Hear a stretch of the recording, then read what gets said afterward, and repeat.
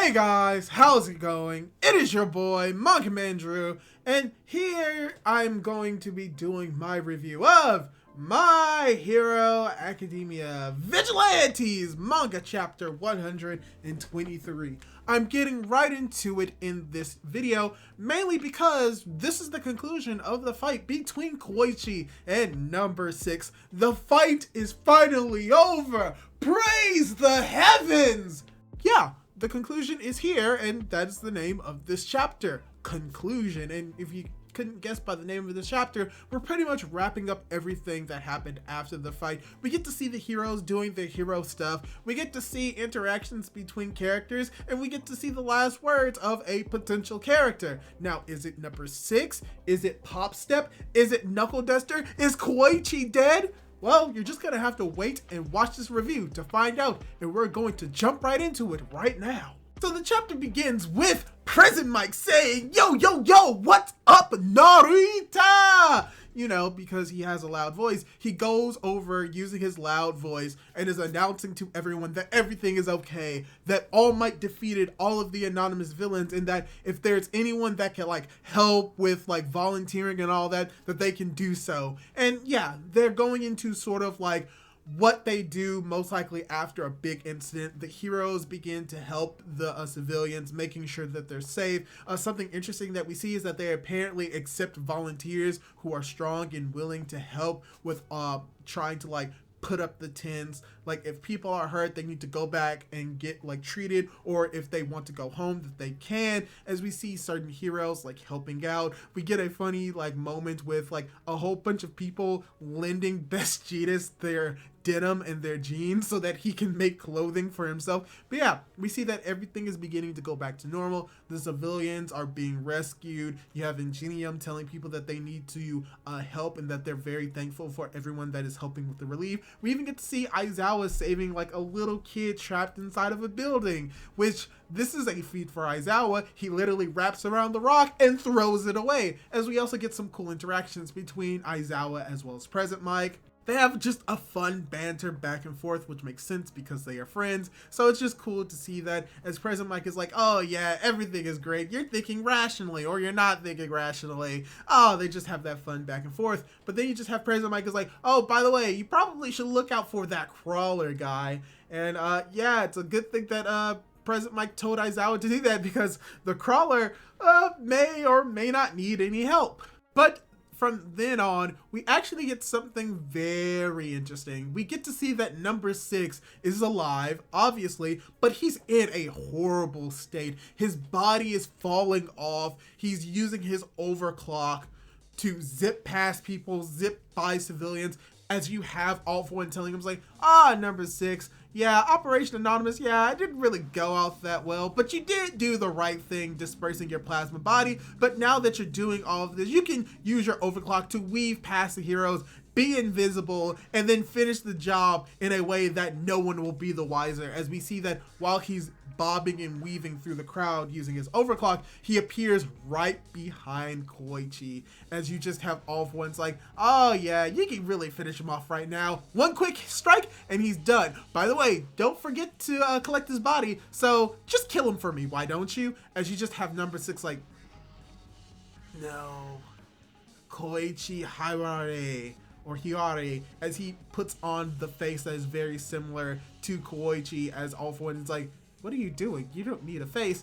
And this is probably sort of kind of a heart-wrenching moment in this chapter, because you just have number 6 just talking about how, man, I'm pretty beat up. By the way, you ruined my plans yet again. Yeah, I'm already dead. You don't need to take me to the hospital. But hey, you're pretty pointless right now, so just give up being that nice guy shtick. Don't you understand, hero? And as he's saying this to Koichi, Koichi's wait, what? No, you're hurt. You're we need to go to the hospital. I don't really care what's going on right now, but I see that you're hurt.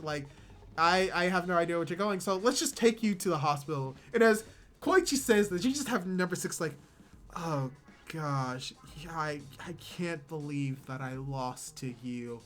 But then you just have him saying that, we're just not the same at the end of the day. All I want is meaning. Proof that I existed, you know? And as you have number 6 saying this, Koichi's like, I have no idea what you're talking about. Just calm down. As you have number 6 saying, like, all I want to do is make a mark on this world before I go. And he lunges at Koichi, scratches him across the face as he says, I tagged you. I left a mark on your face. Now every time you look in the mirror, you remember me. The weight of the responsibility, the meaning of existence, and the guy you couldn't save no matter how hard you tried. As we see number 6 jumping back, exploding as the explosion hits Koichi and sends Koichi flying backwards. And there's one thing that I want to talk about this entire moment with number 6, and we'll get to it a little bit more later on, but I want to address a parallel in this chapter and how number 6 is very similar to Dabi in many different ways. And I think this may be a spoiler for what's going to be happening with Dabi. Because if you haven't seen My Hero Academia review for the most recent chapter, A, go watch it, it's really good, and B, number 6 in this chapter is very similar in what he says and how he looks in comparison to Dabi in the most recent chapter. And how when it comes to Dabi, he wants to sort of kind of show the world that he existed, or to show Endeavor that he existed by, you know, destroying everything that Endeavor values. And when it comes to number 6, it's sort of the same thing, but he went about it by trying to be a hero, leaving his mark on the world by being a hero, but because of Koichi, he was unable to do that, so he resulted in just leaving a scar on his face.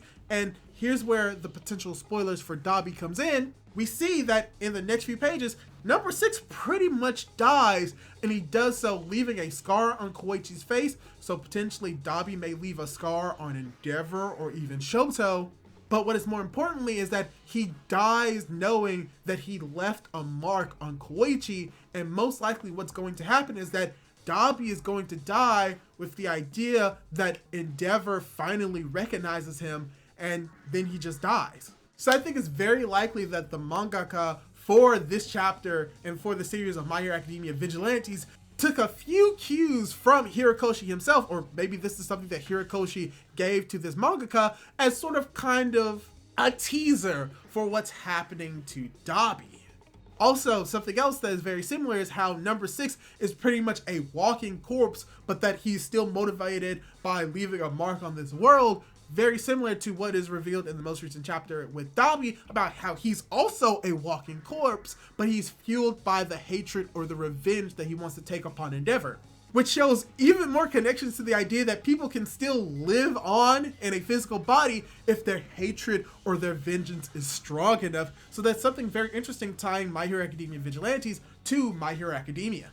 And as we see in the next few pages of number 6 dying and him coming to a realization that this is his last moment, and that when it comes to how his quirk works, that he can pretty much slow time in his brain so that he can have like one last memory. But he's like, yeah, I don't have any memories to remember, so it's not worth it. And he's like, wait 1 second, what is that song? Wait, why am I remembering Pop Step? Like, why did I even care about that song? As like that person that I was, it was just like not the real me. It was just a fake. So why am I remembering this song? But as he's dying, he's like, but I remember the first time I listened to that song and it made me cry. As we cut over to seeing Pop Step, who apparently was actually singing as she's right next to Knuckle Duster, as she talks about how, yeah, I'm singing for him and not Koichi, but it doesn't matter. I don't really want to sing with him. I just want to talk with him. As we just have Pop Step like thinking about all of these things, how she's going to say goodbye to her hero, as it seems as if she's about to die. But in actuality, what is more shocking is that both Knuckle Duster as well as Pop Step end up being alive at the end, which is cool, but this bodes very poorly for Koichi's chances of staying alive, because if these are the characters that are going to live on, does that mean that Koichi is going to die? Also, we get to see that Midnight was able to save Pop Step, so yay. But we cut towards the end of this chapter where we get to see everyone and where they are. We get to see Rapt Myoru. We get to see the people of the Narita gang. We get to see All Might and Tsukachi meeting up together. We have some reporters there as well. We have civilians or heroes helping out, trying to fix the city as everything seems to be going back to normal. As we have Aizawa fighting the body of Koichi on the ground as to be continued scrolls at the end of the chapter. And how this may imply that Koichi may be dead. Now, do I think that he is dead? No, of course not. I do not think that a shonen series would ever be willing to kill their main character, even if it's the end of the series. However, if Koichi is actually dead in the end of this chapter, I will give this mangaka so many props for doing something that no shonen manga ever truly does, which is killing the main character. So, overall, I think this was still a really good chapter of My Hero Academia Vigilantes. We were wrapping up a whole lot of stuff when it comes to the fight with number 6. We get the confirmation that number 6 is dead and that he leaves a scar on Koichi, which is why I do believe that most likely than not Koichi is alive, because that moment will feel less impactful if Koichi does die, so I think that he is still alive.